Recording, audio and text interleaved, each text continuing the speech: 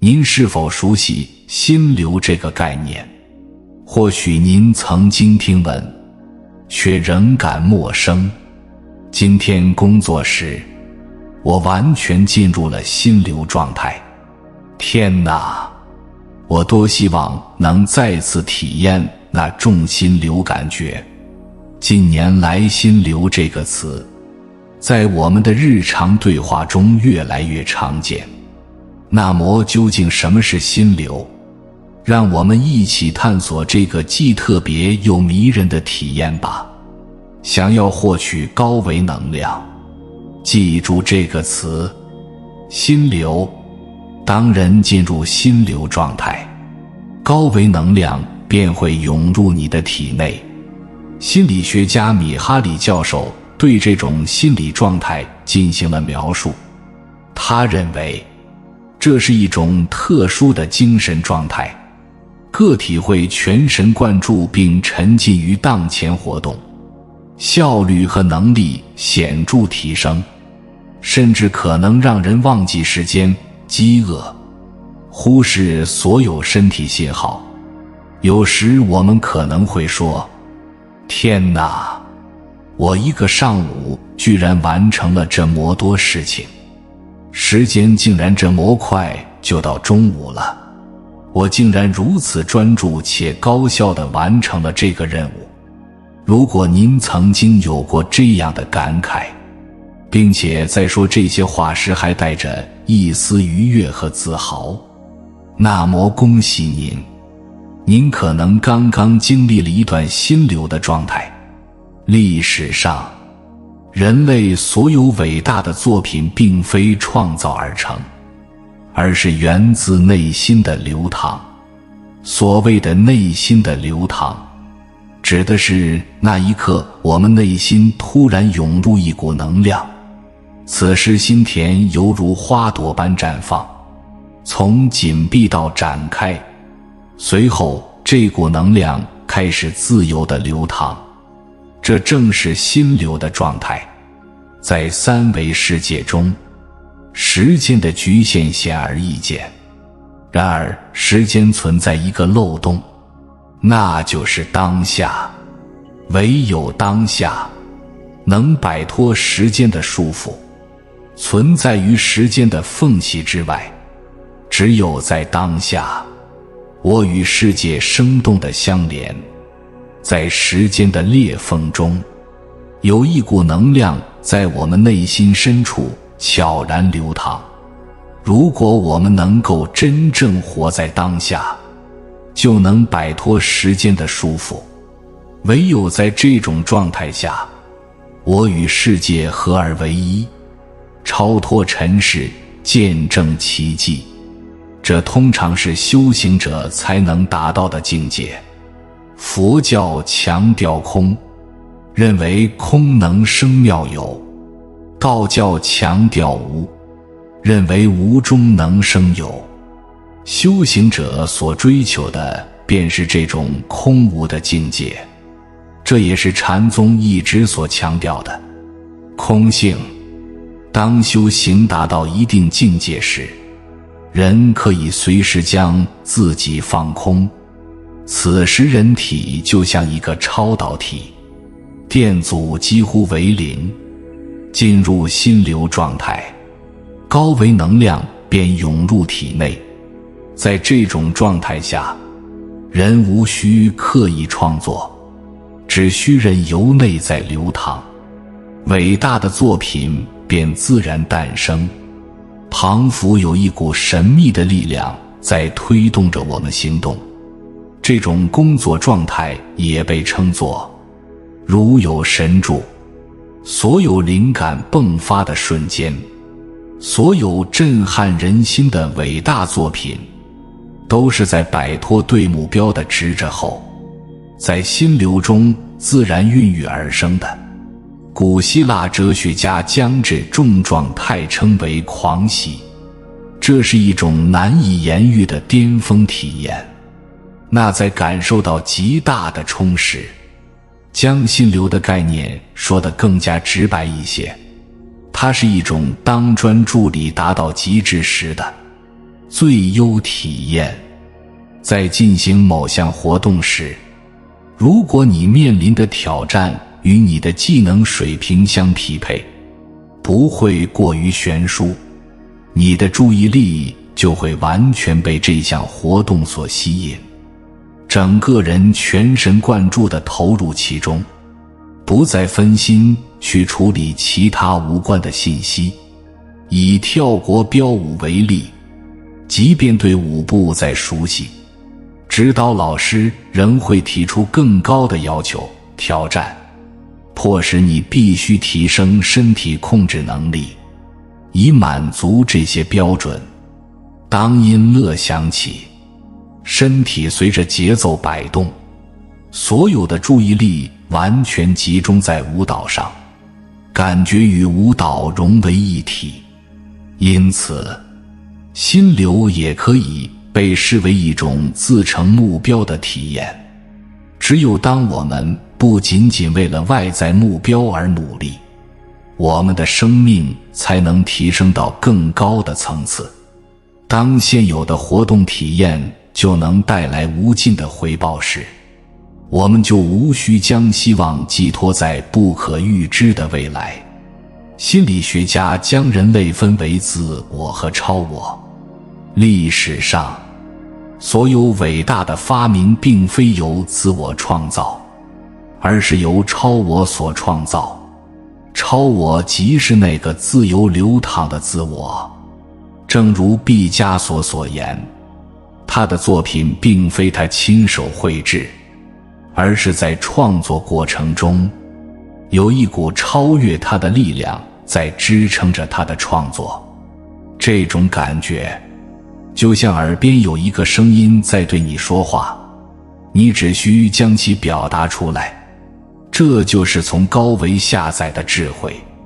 这重状态类似于佛教所说的无我，那个自我似乎消融了，思维消散了，目标不复存在，只剩下当下，甚至连当下的心念都消失了。这正是《金刚经》中所言，过去心不可得，未来心不可得，现在心不可得。在这种状态下，人的言行举止流畅自如，没有任何阻碍和隔阂。如果我们学会以这种流淌的方式去表达、创造和体验，人生的每一刻都将变成一种享受。心流状态仅限于天才吗？普通人能否达到？答案是可以的。在品尝美食、与知己畅谈、欣赏美景、创业成功、心灵相通、被深刻理解的时刻，我们其实都在接近心流状态。尤其是遇见灵魂伴侣的那一刻，你的灵魂会本能地颤动，与相爱之人共度时光，时间似乎停滞。这正是超越三维时空的体现。这里有一个秘诀，在行动时，不要让注意力受限于三维世界，要摆脱空间和时间的束缚。不要仅仅专注于目标，不要过多解释和描述，不要在乎外界评价，而是去感受、体验，随心而行，那种能量便会自然涌现，随后喷薄而出。如果接下来的话对您有所帮助的话，请在离开前按个赞给我响应，在评论区留下进入心流或取高维能量。如何进入心流状态？这需要满足2个条件：一，你内心深处必须蕴藏一份美好，即你身上必须有一个开关；二，你需要遇到一个相似的美好事物来激发你，也就是能够遇到一个能触发你开关的力量，这被称为里应外合。当你的开关被外在力量理解和触发，你内心的美好将被彻底唤醒，灵魂瞬间受到触动，很快便会与外界产生同频共振，引发共鸣。在这一刻，你的身心都将被激发，此时你一定会产生强烈的反应，比如热泪盈眶，身体磅礴，电流通过，就像泉水喷涌而出。在这一刻，你会坚定地确认就是它了。那一刻，可能只有你自己能够体会。尽管这种能量是流动的、柔和的，但正如上善若水，至柔之物能够感化之刚。此时一切坚硬之物都将被穿透，它让你刻骨铭心，甚至终生难忘。为什么我们很少进入心流状态？因为现代人普遍过于浮躁，生活就像匆匆过客，大家漠然地擦肩而过，不再用心去观察。反思一下现代人的状态，我们的人生充斥着一个接一个的目标，以及目标分解后的一系列动作，最终变成了一系列机械的行为。我们的感知能力在退化，对身边美好事物的感受越来越迟钝，因此我们内心深处的那份美好也很难被发掘。心流是人生最奢侈的状态，它高高在上，似乎遥不可及，即使它离我们有100步之遥，只要我们主动向前迈出99步，它就会朝我们迈出最后一步。首先，务必找到一件你内心深处渴望去做的事情，寻找一个符合我喜欢、我擅长、我愿意的事情，一个能让你全身心投入的活动。我喜欢，这是一种无需理由的喜爱，一种与生俱来的情感。只要从事这项活动，你就会不由自主地感到快乐。我擅长，这意味着你对在这个领域超越99%的人充满信心，这是一种自信和底气的体现。我愿意，这表示即使没有任何报酬，你也会毫不犹豫地继续做这件事。我始终坚信，每一个灵魂都有其来源，每一个灵魂都有其目的。人生的意义在于将灵魂深处的目的充分表达出来，这正是我们来到这个世界的使命。人生最大的悲哀在于，生命在名利和欲望的驱使下不断前行，却迷失了自我。生命自始至终未曾体验过心流。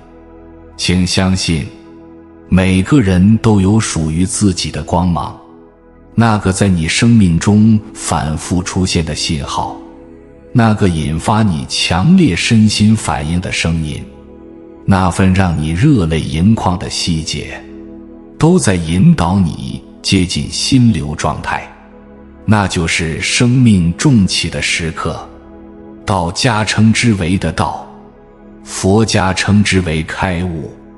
每个人都是普罗米修斯，都是盗火者，都能盗取神火，照亮他人。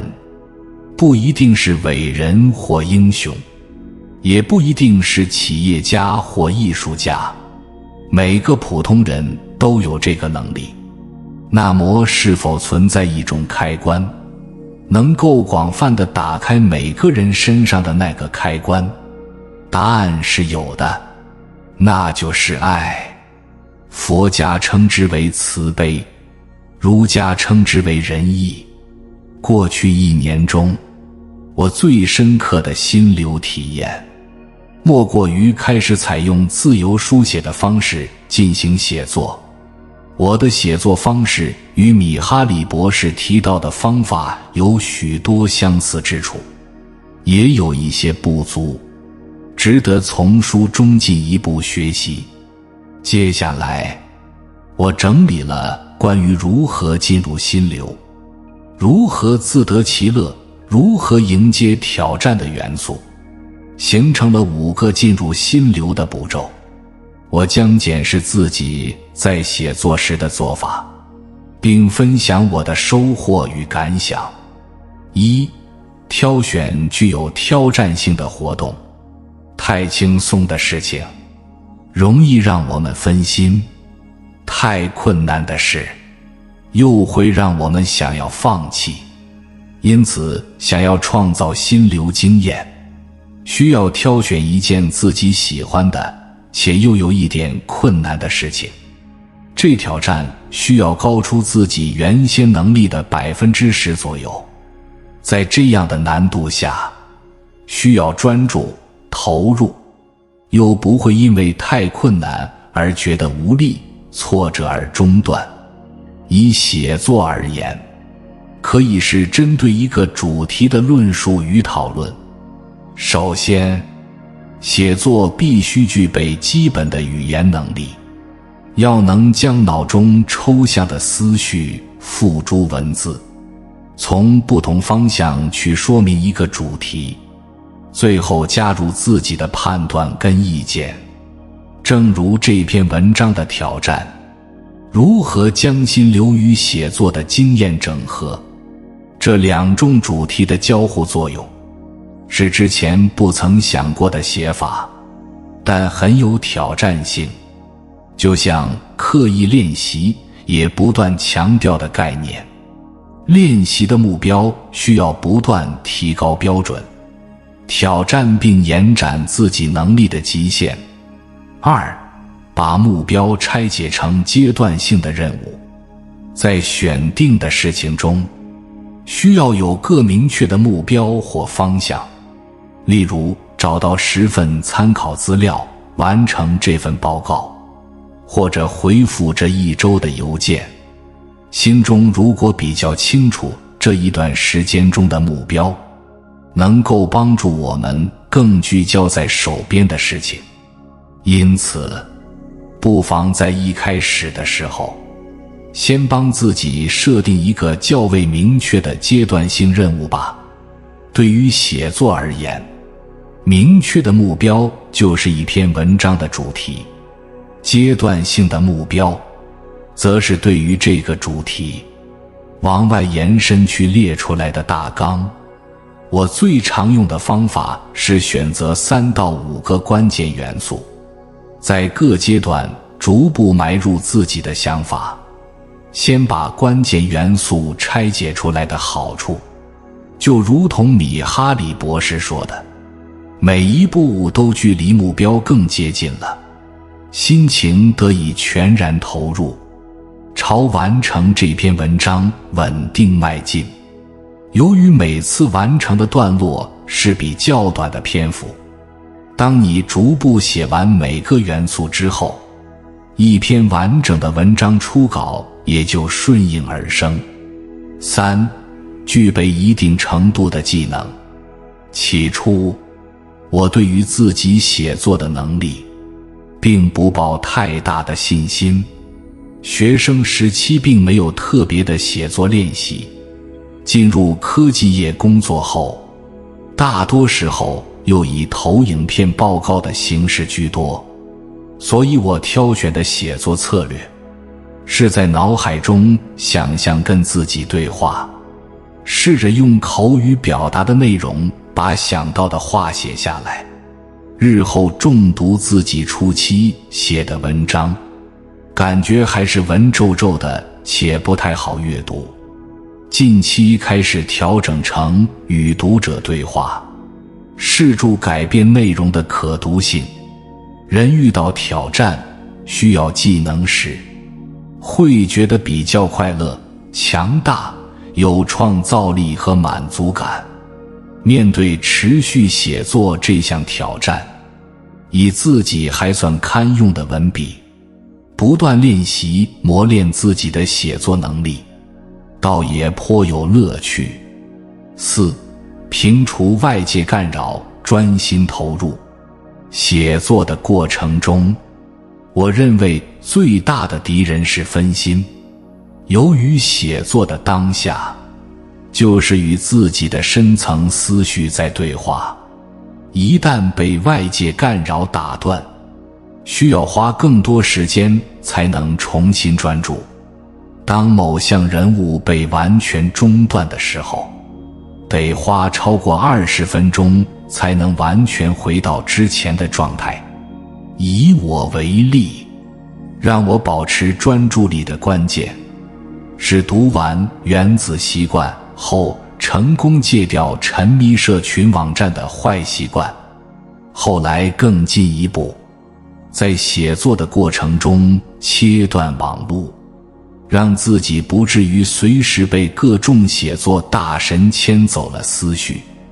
只要一不小心开始搜寻网页，常常就没完没了。5. 忘却自我，乐在当下。专心进行写作的时候，最怕遇到一个状况，被自己的担忧卡住。怎么说呢？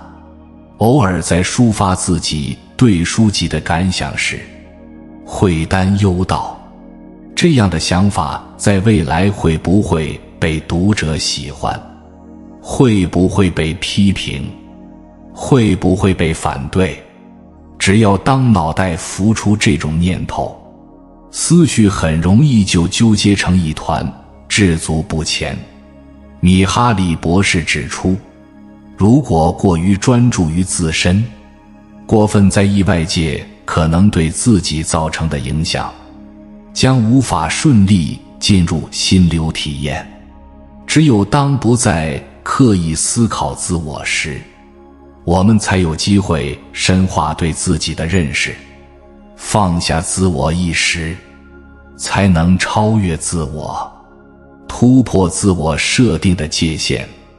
这个步骤让我想起了一句话：人生中最大的谎言就是没有活在当下，沉溺于过去，不断张望未来，让自己所有的人生都映照在微弱的灯光下，还以为自己看到了些什么。活在写作的当下，对自己诚实，对人生诚实。心流状态能给我们带来哪些好处？提升幸福感。在心流的过程中，几乎所有烦恼都消失了，只剩下投入与专注。这并不是说在心流的当下，生活中没有烦恼，而是在心流的那段时间里，我们能够真正投入到手头的事情上，而不是担忧未来，或思考其他尚未解决的问题。也就是说，如果能有更多时间进入心流状态，日常生活中感受到的烦恼、担忧的感觉也会相应减少，幸福感自然随之提升，提高生活品质。进入心流状态，让我们能专注于手头正在完成的事情，这个过程本身就是高品质的生活体验。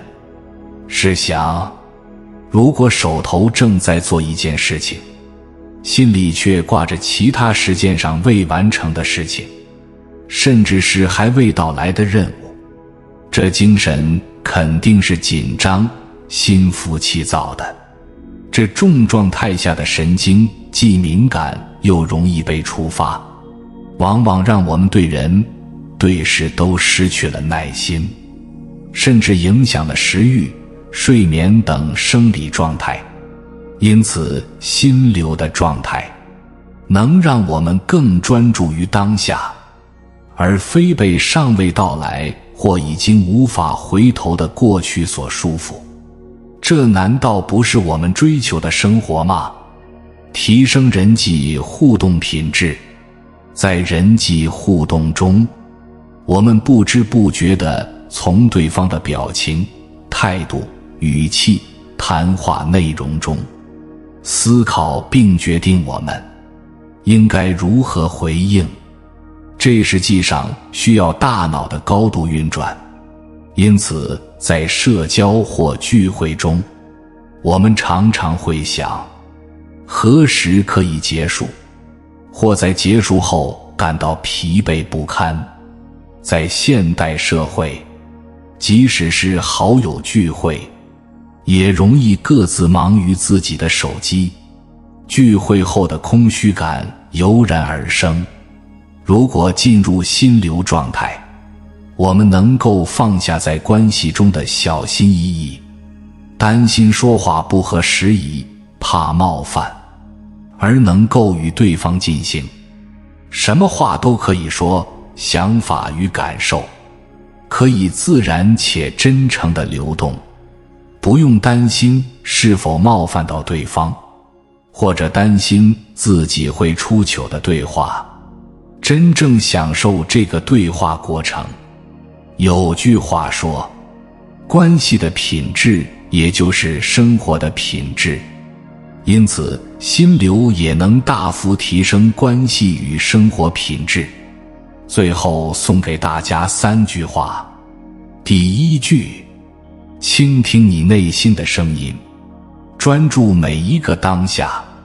第2句，做一个有趣的人，去发现其他有趣的灵魂。第3句，你是美好的，世界就是美好的。